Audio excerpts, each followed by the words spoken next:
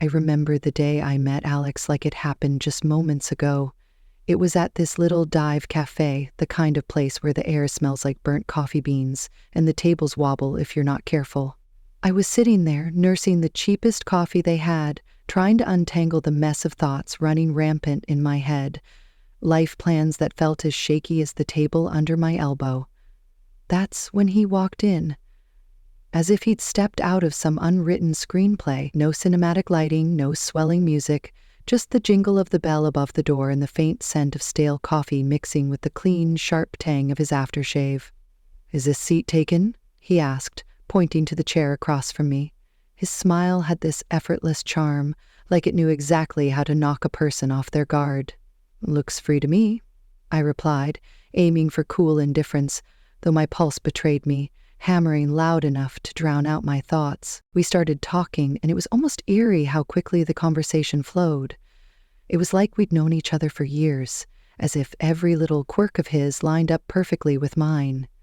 He loved the same guilty pleasure TV shows I couldn't get enough of, and we even argued about pizza toppings, pineapple being the hill I was ready to die on. Before I knew it, what started as a chance meeting became something more. Fast forward, and we weren't just seeing each other casually. We were in it, really in it. The kind of relationship that felt like the real deal, like we were meant to cross paths in that tiny cafe all along. It felt like I'd known him my whole life, and before we knew it, we were talking about getting hitched. That's when the drama started. His parents, let me tell you, were something else. The first time I met them, it was like walking into a lion's den wearing a meat dress. They had this way of smiling while sizing you up, like they were deciding whether you were worth their time or not. "So, you're the girl Alex can't stop yapping about," his mom said, her voice dripping with something that was definitely not warmth. "Guilty as charged," I shot back, trying not to let her see she got to me. They laid down the law pretty quick, telling us we needed to sign a prenup. Now, I ain't no gold digger, and I sure as hell don't need anyone's money, but that rubbed me the wrong way. "I'll sign your prenup," I told them, "but I've got one condition. If one of us cheats, the cheater pays up $100,000. Alex looked like I'd slapped him with a fish. "Babe, I'd never cheat on you," he said, all wide-eyed and serious. "Yeah, well, my ex said the same thing before I caught him with his pants down, literally, so it's this or nothing." He agreed, and his parents did too, though they looked like they'd swallowed lemons. We thought that was the end of it. But boy, were we wrong. One evening, we were cuddled up on the couch, a tradition we had started since moving in together. We had this old rickety couch that we swore we'd replace, but never did because somehow it had become our spot. The TV was on, but we weren't watching. We were too busy making plans for a trip to Italy we knew we couldn't afford but were determined to make happen. "Alex, think about it. The food, the wine, the art. We have to go," I said, my eyes sparkling with excitement. Alex laughed, wrapping his arm tighter around me. "Emily, babe, you had me at food. But let's face it, our bank account is more camping in the backyard than romantic getaway to Venice." I playfully nudged him. "So, we'll save. We'll cut back on, I don't know, things we don't need. Like your video games." He feigned horror. "Not the video games. Take my shirts, my shoes, even my beloved coffee maker, but leave the games alone." We laughed, but that was us, always dreaming big but grounded in the reality of our modest lives. We didn't care. We were happy. The happiness wasn't just in the big moments, it was in the little things too. Like how Alex would make breakfast on Saturdays. He couldn't cook to save his life, but he'd somehow mastered the art of scrambled eggs and toast, which he'd serve with a side of his terrible coffee. I loved those mornings. "Hey, I'm thinking scrambled eggs today, what do you think?" he'd ask. Already heading to the kitchen. "Only if you promise not to burn the toast this time," I'd call out, followed by, "and I'm making the coffee." One day, the topic we had been avoiding came up. We were doing dishes together, a mundane task that somehow felt special because we were doing it together. "Emily, we need to talk about, starting a family," Alex said, breaking the comfortable silence. I paused, a plate in hand. "I know, it's scary, isn't it? What if we can't?" Alex turned to me, drying his hands on a towel. Then we'll deal with it, together. But we won't know until we try, right? I mean, how hard can it be? I laughed, a mix of nerves and love. Famous last words, babe. But that's how it was with us. No matter what we were facing, we faced it together. Even when his mom started dropping not-so-subtle hints about grandchildren every chance she got, we took it in stride. Emily, darling, when are you going to give me some grandbabies? You're not getting any younger, you know, she'd say, her voice sweet but the anything but. I'd bite my tongue, smile and say, "We're working on it, aren't we, Alex?" And he'd jump in, "Yeah, Mom, lay off, will you? These things take time." But as the year went on, the pressure started to build. Not just from his mom, but from within. We wanted a family, but it wasn't happening as easily as we had hoped. Ever since Judy found her new hobby of making my life turned into a battleground, and the main weapon was her sharp tongue. It wasn't just about the occasional jibe anymore, it was an all-out war, with daily assaults on my self-esteem and role as a wife. It all spiraled one Sunday lunch, a day that was supposed to be laid back and peaceful. Judy, with her uncanny timing, dropped by uninvited, just as we were about to sit down. The air was tense the moment she walked in, her eyes scanning the room like she was about to conduct a military inspection. "Well, isn't this quaint?" she started, her voice derping with sarcasm as she looked at the modest spread I'd prepared. "You really outdid yourself, Emily. I can see you've been slaving away in the kitchen all morning." Her eyes briefly met mine, a smirk playing at the corners of her mouth. Trying to keep the peace, I forced a smile. "It's nothing fancy, Judy, just something simple and quick. Please, have a seat." As we sat down, the barrage began in earnest. "You know, Emily," Judy said, loading her voice with condescension, "I was talking to Mrs. Henderson the other day, and she mentioned how her grandson was just born. It got me thinking, when are you and Alex going to give me some good news? It's not like you're getting any younger." I felt my cheeks burn, a mix of embarrassment and anger. I glanced at Alex, hoping for some support, but he was suddenly very interested in his plate. "Mom, come on," Alex finally muttered, but it was half-hearted and we all knew it. Judy plowed on, relentless. "And Alex, dear, I don't mean to be cruel, but you're not a charity. You work hard for your money. Why waste it on Emily if she can't do her basic duties as a wife? A cleaning service and a cook would be much more efficient, don't you think?" That's when I couldn't hold it back any longer. "Judy, I am trying my best here. It's not like I don't want to have kids. And as for the house and my cooking, well, I didn't realize marriage was a service contract." Judy scoffed. "Well, it's not a free ride either. You have responsibilities, Emily, which are clearly not fulfilling." The room was heavy with tension, and I could feel the tears pricking at the back of my eyes. But what hurt the most wasn't Judy's words, it was Alex's silence. He finally spoke up, but it wasn't to defend me. "Yeah, Mom has a point. Maybe we should consider getting some help around here. Would make things easier for you, too." "Easier for me?" His words felt like a betrayal. It was clear I was on my own in this. Over the next few days, Judy's visits became more frequent, and with each visit, her criticism grew sharper. She'd inspect the house, pointing out every speck of dust or a pillow out of place. "You call this clean?" she'd scoff. "My eyes must be deceiving me because this looks like a pigsty." Then came the comments about my appearance. "Is that what you're wearing? You know, a wife should dress to please her husband. It's no wonder Alex is always so tired he has to come home to this." I tried to fight back. "Judy, I don't dress for Alex, I dress for myself. And he's always so tired because he works hard, not because of what I wear." But it was like talking to a brick wall. Judy had made up her mind about me, and nothing I said or did would change it. Alex's stance, or lack thereof, was the biggest blow. Each night, after his mom's departure, we'd argue. "Why won't you stand up for me, Alex? She's walking all over us and you're just letting her." "Emily, she's old," set in her ways. "What do you want me to do, kick my own mom out?" "No, but I want you to be my husband, to stand by me, not her." It was clear this was more than just about Judy's disapproval. It was about us, our marriage, and whether we were strong enough to stand together. or let Judy's criticisms tear us apart. As the days turned into weeks, I realized that this wasn't just a phase. It was a full-blown siege, and if we didn't do something soon, there might not be anything left to save. Things between me and Alex had been icy since Judy ramped up her campaign of critique.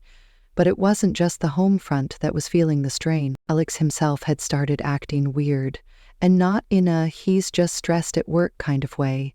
It was something else, something that made my stomach twist in knots. It started with the phone calls. Alex had always been pretty open about his phone. We didn't keep secrets from each other. But then, he started stepping out of the room every time he got a call. And it was always the same caller ID. John Work. Who's John Work? I asked one evening, trying to keep my voice casual. Alex flinched, a telltale sign that he was on edge. Oh, just a new guy at the office, lots of questions, you know. But it didn't stop there. Alex, who was as far from a fashionista as you could get, suddenly started caring about his appearance. Gone were the days of graphic tees and worn-out jeans. Now, it was all crisp shirts and slacks. And cologne, he was using cologne now. Since when did he care about smelling like a department store? What's with the new look, Alex? Got a job interview or something? I joked one morning, watching him comb his hair in a way I'd never seen before. He just smirked a little too quickly, just felt like changing things up. No harm in that, right? And the late nights at work, they were becoming a regular thing. Another long one, babe? I'd text, trying not to sound too needy. Sorry, Em. This project is killing me. Won't be late, I promise. He'd text back, but the clock would tick well past midnight before I heard his keys in the door. I tried to shake the feeling that something was off, but it clung to me like a shadow. That's when I decided to hire a private detective. It felt like something out of a bad TV show, but I had to know for sure. The evidence came in a plain brown envelope, the contents as damning as they were heartbreaking. Photos of Alex with another woman, their intimacy undeniable, captured in frozen moments that shattered our years together. But it was the recording that cut the deepest. Their conversations, filled with endearments and plans, left no room for doubt. They were in love. Or at least, he was with her. I sat there, the evidence spread out in front of me, a cold realization settling in. This was it. This was the proof that could anchor me in a stormy divorce, should it come to that. Photos that caught moments stolen from our life together, and words that betrayed every "I love you" he had ever whispered in my ear. But I kept it all a secret, a painful burden I chose to carry alone. I wasn't ready to confront him. Not yet. I needed a plan, a way to navigate the wreckage of our marriage with my dignity intact. The following days were a blur. Alex continued his charade, and I played along, the perfect wife with a smile plastered on my face and a heart beating silently. Our conversations became a dance around the truth, each word measured, every laugh forced. "Everything okay, Em? You've been quiet," Alex would ask, his concern seemingly genuine. "Yeah, just tired, you know. Work's been crazy," I'd reply, the lie tasting bitter on my tongue. It was just another mundane day, or so I thought, until I stumbled upon a conversation that would change everything.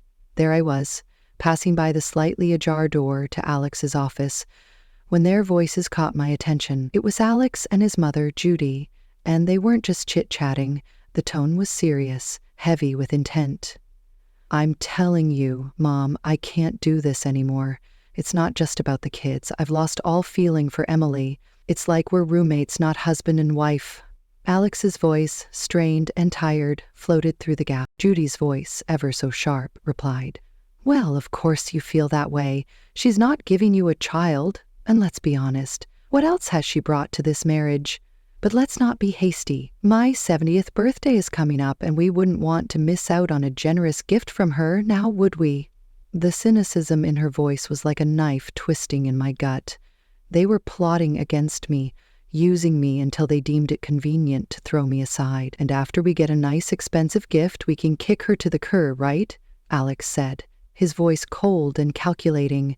"Exactly, dear. Just bide your time a little longer," Judy confirmed, her voice dripping with malice. I stood there, rooted to the spot, a mix of shock and anger boiling inside me. They were planning my exit from this family as casually as one would plan a grocery list. The hurt was deep, but it sparked something else in me, a burning desire for revenge. They thought they could use me, discard me at their convenience. I'd show them I wasn't just some pawn in their twisted game. A few days later, during a family dinner that felt more like a farce than a meal, Judy brought up her upcoming birthday. With the same smirk that I had come to despise, she leaned in and asked, "So, Emily dear, what are you planning for my birthday? Something special, I hope?" I met her gaze, my face a mask of calm. "Actually, Judy, I was thinking of throwing you a dinner at the city's most luxurious restaurant. A night you won't forget." Her eyes lit up with greed, and she exchanged a quick, satisfied look with Alex. They thought they had me cornered, but little did they know I was already 2 steps ahead. "Oh, Emily, that sounds delightful. Just close family, you know. Keep it intimate," Judy said, her voice oozing fake sweetness. "Of course, Judy, it'll be our pleasure," I replied, the words tasting like ash in my mouth. The weeks leading up to Judy's 70th birthday felt like a slow march towards D-Day. Every smirk from her, every indifferent shrug from Alex, fueled my resolve. The plan was simple yet bold, just like the movies. Host a lavish dinner at the city's most luxurious restaurant under the guise of a loving gesture, then drop the bombshell. But, like any good plot, the devil was in the details. The night before the party, the tension at home was palpable. Alex, oblivious to the storm brewing, was casually lounging on the couch, scrolling through his phone. "Everything set for tomorrow?" he asked, not looking up. "Oh, you could say that," I replied, my tone light, belying the turmoil inside. The day arrived, and as guests started to fill the opulent dining room reserved for Judy's celebration, the air was thick with anticipation. My heart raced not from nerves, but from the adrenaline of what was about to unfold. Judy, ever the queen bee, basked in the attention, lavishing in the luxury of her surroundings. "Oh, Emily, you've outdone yourself. This place is exquisite," she exclaimed, her voice loud enough for nearby tables to hear. As we all settled in, the meal proceeded with the kind of forced merriment that comes with such family gatherings. Laughs were shared, stories exchanged, and then, as the dessert plates were cleared away, the waiter approached with the final act of the evening, the bill. He leaned in, discreetly informing us the dinner cost was $3,000. Without missing a beat, I handed over my card, the gesture unnoticed by most. It was then Alex, with a smirk that didn't reach his eyes, decided to drop his bombshell. "Emily, I think it's time everyone knew. I'm tired of this, of us. I want a divorce." The words hung in the air, a toxic cloud that seemed to suffocate all other noise in the room. Before I could even process the full weight of his statement, Judy piped up, her voice sharp and unforgiving.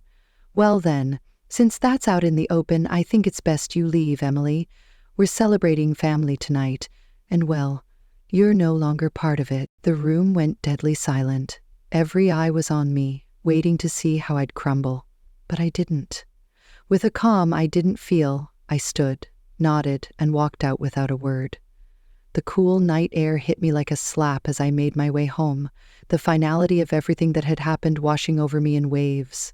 By the time I reached his apartment, a plan formed. I packed my essentials, the numbness, giving way to a cold resolve. This was it, the end of one life and the start of another. As I zipped the last suitcase, my phone started buzzing, a relentless, insistent vibration that I initially ignored. Curiosity, however, got the better of me.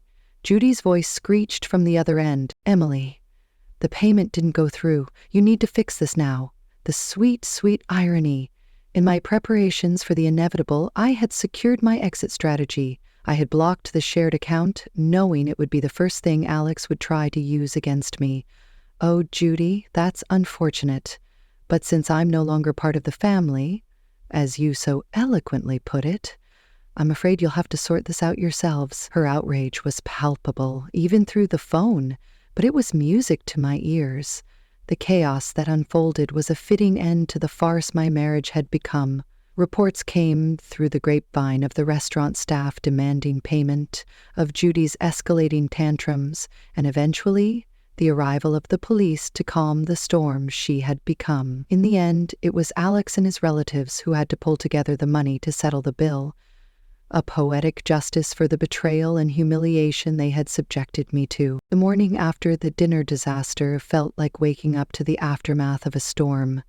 I had my plan, my resolve, and a set of divorce papers in my hand as I made my way back to what used to be our shared home for the last time. The moment I stepped through the door, the air crackled with tension, thick enough to cut with a knife. Alex and Judy were there, looking like they'd been arguing. The sight of me seemed to unite them in hostility. "You've got some nerve showing up here after last night," Alex spat out, his face a mix of anger and disbelief. Judy, ever the viper, was quick to add her poison. "Ungrateful wretch! You've embarrassed us in front of the whole city. Do you know how humiliating it was to have the police calm me down? People were laughing, filming."